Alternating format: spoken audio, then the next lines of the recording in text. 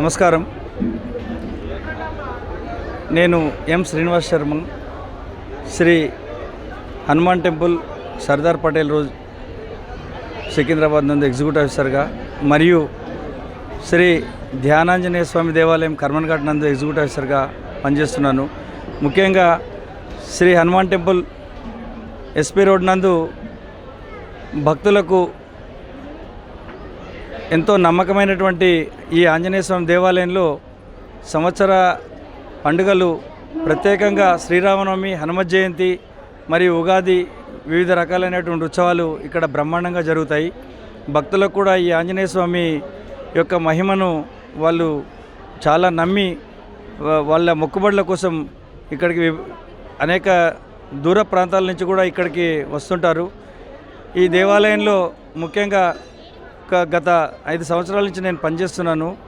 ఇప్పుడు ప్రస్తుతం ఈ 5 అంతస్తుల రాజగోపురం నిర్మాణానికి పూర్తిగా దాతల ద్వారా మేము సేకరించి నమూనాలన్నీ పూర్తి చేశాము.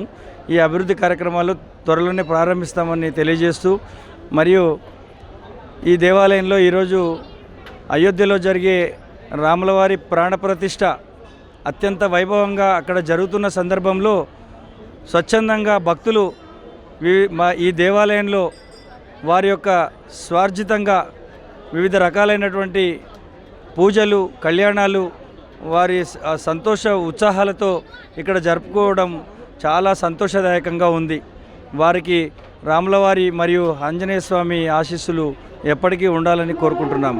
మరియు నేను ఇదే దేవాలయం కాక శ్రీ హనుమాన్ దేవాలయం కర్మన్నఘాట్ నందు కూడా నేను ఆంజనేయ స్వామి దేవాలయంలో కార్యనిర్వహణాధికారిగా పనిచేస్తున్నాను. దాదాపు 1 సంవత్సరన్నర కాలం నుంచి అక్కడ కూడా ఏదైతే పురాతనమైనటువంటి దేవాలయం కాబట్టి భక్తులు చాలా అధిక సంఖ్యలో నమ్మకంతో అక్కడికి వస్తుంటారు. అందులో భాగంగా ఇక్కడ కర్మన్ఘాట్ నందు కూడా వివిధ రకాలైనటువంటి అభివృద్ధి పనులు దాతల ద్వారా నీటి ట్యాంకుల నిర్మాణము మరియు కోనేరు పునర్నిర్మాణము మరియు అన్నదాన సత్ర నిర్మాణము, వివిధ రకాలైనటువంటి అభివృద్ధి కార్యక్రమాలు చాలా పెద్ద ఎత్తున చేపట్టడం జరిగింది. అన్నీ పూర్తి జరిగినాయి. కర్మన్ఘాట్ దేవాలయంలో కూడా భక్తులు చాలా నమ్మకంతో వారు ఏదైనా మొక్కుకుంటే ఈ దేవాలయంలో కర్మన్ఘాట్ దేవాలయం నందు వారి మొక్కులు తప్పనిసరిగా నెరవేరుతాయనే ఉద్దేశంతో ముడుపులు కట్టడము, సింధూరాభిషేకాలు, ఆకుపూజలు, వివిధ పూజలు వాళ్ళు మొక్కుకొని వాళ్ళు సంపన్నంగా ఉండాలని వాళ్ళు కోరుకుంటే వాళ్ళ ఫలితాలు కూడా మేము విన్నాము. మళ్ళీ వాళ్ళ మొక్కులు తీరిన తర్వాత కూడా మళ్ళీ దేవాలయానికి వచ్చి దేవుని వివిధ రకాలైనటువంటి పూజలు చేస్తారు.